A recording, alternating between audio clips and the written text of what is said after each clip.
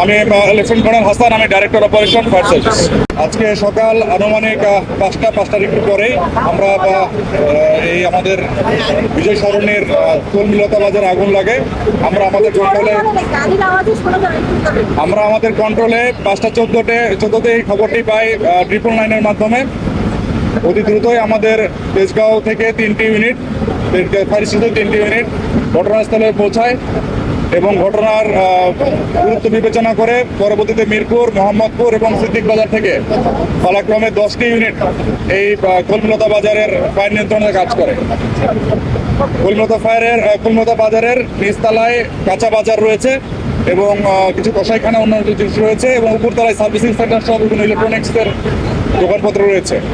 Fire fighter এবং স্থানীয় জনতার সহায়তায় আমরা 7টার সময় ফায়ার নিয়ন্ত্রণে সক্ষম হই এবং সবচেয়ে গুরুত্বপূর্ণ বিষয় যেটি, এই কলমিলতা বাজারের পাশেই কিওর স্পেশালাইজড হসপিটাল ছিল, সেখানেও ফায়ার ফাইটার এবং স্থানীয় জনতার সহায়তায় আমরা ফায়ারটা যাতে ওই এলাকায় না যায় এবং আমরা নিয়ন্ত্রণে রাখতে সক্ষম হই।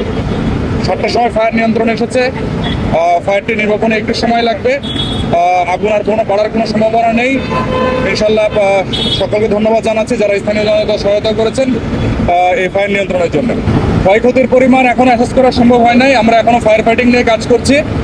সূত্রপাতের বিষয় এবং ক্ষয়ক্ষতির বিষয়টি পরবর্তীতে তদন্ত সাপেক্ষে জানানো যাবে।